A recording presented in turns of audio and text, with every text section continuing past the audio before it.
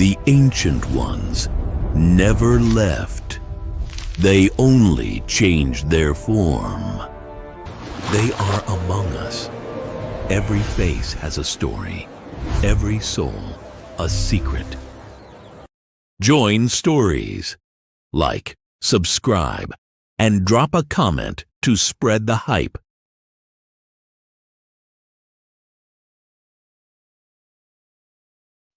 Chapter 1. The Beginning. Mythology says that all the evils of the world came from a box. Thousands of years ago, the gods created a woman. Her name was Pandora. They sent her to Earth and gave her a box. "Never open it," they said. But curiosity is the oldest human emotion. Pandora opened that box, and out came diseases, wars, hatred, malice, and greed. The world was never the same again. The only thing left in the box was hope. Elpis, a tiny flickering light. But what if this story happened today? What if that woman lived in our time? What if that box was something else? This is her story, the story of the modern Pandora. Pandora Yilmaz was 28 years old, a graphic designer. She lived on the 3rd floor of an old apartment building in Kadıköy, Istanbul. Her apartment was small, but it was enough for her. She could see the street from her window. She could smell coffee in the mornings and hear the sound of the sea in the evenings. Her life was predictable, safe, ordinary. And Pandora was content with that. She repeated the same routine every morning. The alarm would go off at 7:30. She would get up, make coffee, and check her phone. Social media, emails, news. The world reached her every morning through a small screen. Then she would shower, get dressed, and go to work. Most of the time, she worked from home, at her computer, struggling with projects, clients, and deadlines. In the evenings, she would order food, watch a series, or read a book. Occasionally, she would meet with friends. Mira was her closest friend. They had known each other since childhood. Her life was simple, uncomplicated, until that box arrived. Chapter 2. The Delivery. It was a Monday morning, a cold Monday morning in March. Pandora had made her coffee and was drinking it on the balcony. It was cold, but the sun was out. Istanbul was beautiful. Good morning. The sea was blue, the sky was clear. The city hadn't fully woken up yet. The doorbell rang at 10:30. Pandora wasn't expecting an order. She hadn't ordered anything. But the bell kept ringing. When she opened the door, she was met by a delivery courier. He was holding a shiny box. The box looked strange. It was gold-colored with a metallic surface. It reflected the light in such a way that it was dazzling. There were no labels on it, no brand logo, no shipping company name. Only one name was written in black letters on the side, Pandora Yilmaz. "Is this yours?" the courier asked. "I am Pandora Yilmaz, but I didn't order anything." "I don't know, ma'am. I just deliver. Signature, please." Pandora signed the tablet. The courier handed over the box and hurried down the stairs. Pandora took the box in her hands. It was strangely light, almost weightless, as if it were empty. But when she shook it, she felt something, not a movement, but an energy, not even a vibration, something different, as if the box were alive. She went inside and closed the door. She placed the box on the kitchen table and looked at it from a distance. It looked even brighter in the daylight. Its metallic surface was almost like a mirror. She could see her reflection on it, but the reflection was a bit distorted, a bit warped, as if she were looking at another Pandora. There was no sender information, no tracking number, no phone number or address. Nothing. Just her name. Pandora picked up her phone and checked her bank account. There were no payments, no charge on her credit card, no money gone from her account. This box had come from nowhere, or its origin was unknown. She examined the box more closely. There was a small button on the side, almost too small to be seen. A metallic button. Was it there to be pressed, to open the box? She wasn't sure. She reached out her hand but didn't press it. There was a feeling inside her. She couldn't tell if it was a warning or curiosity. Her phone rang. It was a work message. A client was asking about something. Pandora wrote a reply and sat down at her computer. She forgot about the box, or she tried to forget. Chapter 3. Curiosity. The box sat there all day, on the kitchen table, silently. Pandora worked, attended meetings, and made designs, but every time her eyes drifted to the box, it was there, waiting, as if it were calling out to her. She ate her lunch with the box. She had made a salad, but she had no appetite. She kept looking at the box. The more she looked, the stranger it appeared. The light was constantly changing, or so it seemed to her. Sometimes it was dull, sometimes bright. Sometimes it looked warm, sometimes cold. In the evening, her friend Mira called. A video call. Mira was a lawyer, always busy, but she always found time for Pandora. "How are you?" Mira asked. "I'm fine. How are you?" "Tired. I had court today. Anyway, what are you doing?" "Nothing. Just working."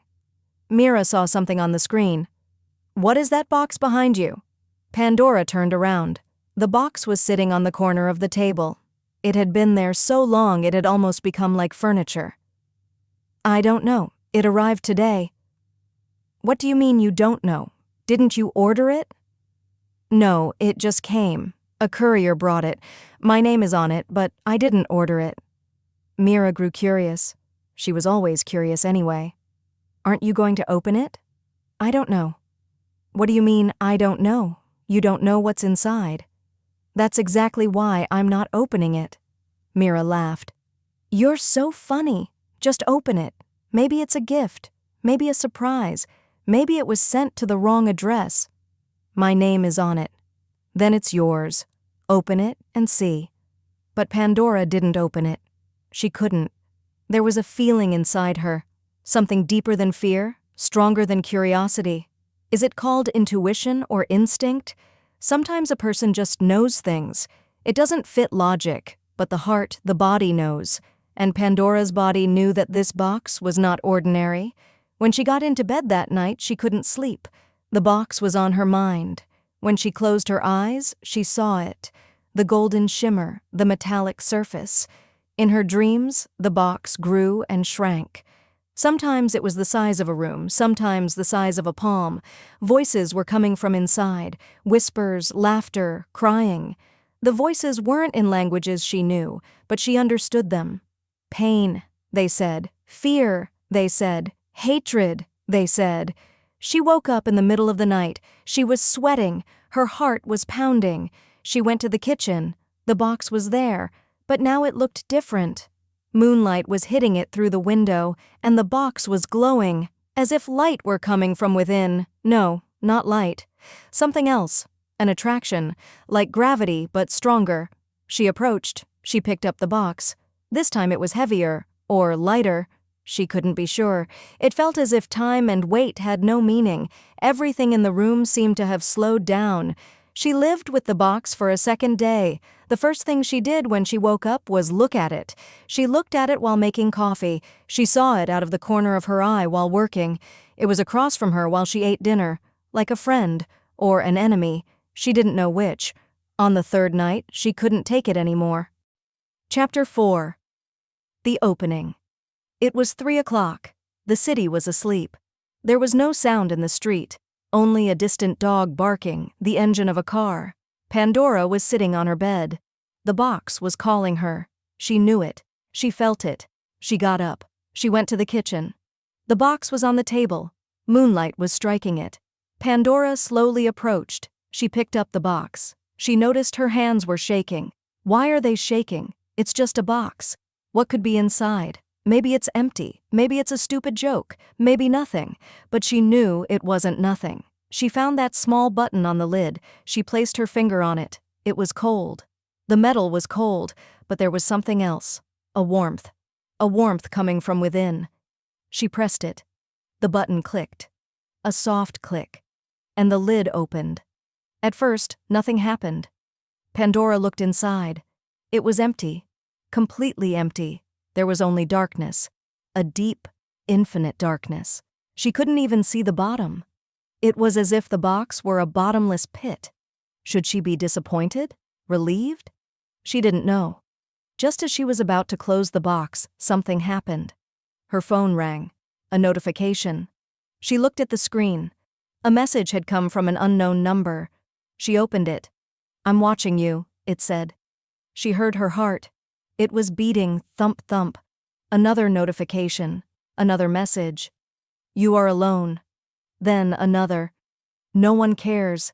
Then 10 at once. 20, 50. The phone began to vibrate. New notifications were arriving every second. The screen froze. She couldn't open it. But notifications kept coming. Sounds began to come from the neighbors' apartments, shouting. Something broke. Glass or a plate. Footsteps from upstairs. Someone was running. A car horn blared in the street, long, continuous. Then another car. Then all of them. Pandora ran to the window. There were people below. It was midnight, but there were people in the street. They were looking at their phones. Some were kneeling, some were crying. A man threw his phone to the ground. The screen shattered, but the phone was still vibrating. Notifications were still coming. Pandora turned. The box was on the table. It was still open, and it was no longer empty. Something was coming out of it, an invisible smoke, a mist, an energy. She couldn't see it, but she felt it. On her skin, in the air, in her breath. It was filling the room, but not just her room. It was filling the entire city. Chapter 5. Chaos. Her phone vibrated again. This time the messages were different. Social media notifications. Twitter, Instagram, Facebook, everywhere. Thousands of notifications. Tens of thousands. She opened them. She tried to understand. Everyone was sharing the same things. Fear, panic, suspicion. "The world is ending," someone said. "The government is lying," said another. "My neighbor wants to kill me," said a third. It was like madness. It was irrational. But everyone believed it. Everyone was afraid. The news opened automatically. Live broadcasts had begun. The announcer was in a panic. "We don't know what's happening yet, but millions of people around the world are receiving the same messages at the same time. Official authorities have not yet made a statement. Please stay calm. Stay in your homes." But no one could stay calm. The streets were filling up. People had gone outside. Some were fleeing without knowing where. Some were fighting without knowing why. The chaos was growing. It grew by the minute, by the second. Pandora looked at the box. She understood now. What came out of that box was spreading as a digital wave. Every notification, a seed. Every message, a virus. Fear was contagious. Suspicion was multiplying. Hatred was spreading. And the source was that box. The box Pandora had opened. She tried to close the lid. It wouldn't happen. The lid wouldn't move. It had turned to stone. The metal had solidified. She tried to push it. She tried to pull it. She pressed the button again. None of it worked. The box was open and its contents were already out. She collapsed to the floor. Her hands were shaking. Tears were coming. She didn't know what she had done. She had just been curious. She just wanted to look inside. And now the world was burning. People were devouring each other. Everything had become chaos. Mira called. She accepted the video call. Mira was crying. "Pandora, what is happening? What is happening to us? I'm afraid. I'm so afraid. Messages keep coming. My mother says she's going to get sick. My father says I'm going to die. Mira, stay calm. These aren't real." "But everyone is saying these things. It's on the news too. It must be real." "No, Mira, it's not real. I did something." "What did you do?" Pandora looked at the box. Mira saw it on the screen too. "That box, that damn box. You opened it, didn't you?" Pandora nodded. She couldn't speak. Mira froze on the screen. Then the phone cut out. The signal was gone. The internet had crashed across the entire city. Phone lines were jammed. People were left all alone with their fears. Chapter 6. Hope. Pandora was sitting on the floor. Her tears had flowed. She wasn't even crying anymore. She was just sitting. The box was in front of her. It was still open. Its interior was dark. She didn't know how much time had passed. Maybe an hour, maybe a minute. Time seemed to have stopped. But something happened. Her phone vibrated. A single notification. Slow, calm, She opened it. The message was short. Look inside. Pandora raised her head. She looked at the box. At first, she didn't see anything. Then she noticed. There was something inside, a small flickering light. It was so small it was almost as if it didn't exist. But it was there. It was shimmering. It was alive. It was breathing. She approached. She knelt. She reached her hand toward the box. The light grew. It was warm. It was soft. It didn't cause pain. It didn't burn. Quite the opposite. It was comforting. It gave peace. She heard a voice inside. It was like a whisper, but clear. It was a familiar voice. Her own voice. It is not too late yet. Pandora took that light in her hand. It wasn't physical. She couldn't touch it, but she felt it. In her chest, in her heart, in her soul. A warmth, a peace, a strength. She knew what that light was. Hope.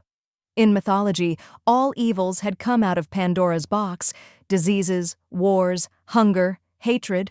But the only thing left in the box was hope. Elpis, Greek, hope. Small, fragile, but indestructible. And now, Pandora was holding it. She took a deep breath. She picked up her phone. The internet was back. Slowly, sporadically, but it was back. She opened her social media accounts. There was still chaos. People were still in a panic. But Pandora began to write.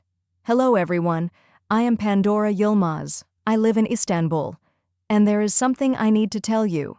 She pressed send. She continued. Tonight I received a box. My name was on it. I was curious about what was inside and I opened it. And I think I've done something terrible. Messages began to arrive. Insults, accusations, threats. But she continued. Something came out of that box. Fear came out. Suspicion came out. Chaos came out. And it reached all of you. It reached all of us. I didn't know. If I had known, I never would have opened it. But I did. And now all I can do is apologize. And tell you one more thing. She stopped. She looked at that light in her hand. It was still there, still shimmering. There was something else inside that box. Something small, fragile, but indestructible. Hope. We can spread fear or we can spread love. We can share suspicion or we can share trust. We can grow hatred or we can grow compassion. Every notification is a choice. Every message is a decision. Every word is a power. I have made my choice. I am stopping the fear. I am stopping the suspicion. I am stopping the hatred. And I am starting with hope. Is there anyone who wants to come with me? She pressed send. Chapter 7. A New Beginning. There was silence for the first few minutes. Then a reply came, from someone she didn't know. I'm in, it said. Then another. Me too. Then 10, 100, 1,000. The messages began to change. Anger gave way to curiosity. Fear gave way to courage. People began to ask each other questions. Real questions. Are you okay? Do you need help? Do you want to talk? The sounds in the street ceased. The shouting stopped. People stopped and looked at each other. They were real people, of flesh and bone, of fear and hope. They were all the same. They were all human. Mira called again. This time she wasn't crying. I saw what you wrote. I'm sorry, Mira. I'm so sorry. No. Don't be sorry. Any of us would have opened that box. Curiosity is in human nature. You were just the first. But the people are strong. They are stronger than fears. You are strong too, Pandora. Don't forget that. Dawn was breaking. The sun was rising. Istanbul was waking up. But this time it was different. People were going out into the street. But this time they weren't fleeing. They were meeting. They were talking. They were smiling. Pandora stood by the window. The box was on the table. Its lid was closed now. It had closed on its own. The evils inside had come out, but that tiny light, that hope, was still inside, and now it was inside Pandora too, and inside Mira, and inside that man on the street, and inside everyone in the city. Hope had spread, as fast as fear, as strong as hatred, but more lasting, more real. Chapter 8. Afterward days passed. Life returned to normal. People went to their jobs, they returned to their homes, they maintained their routines. But something had changed, something small but important. When people looked at their phones, they were a little more careful.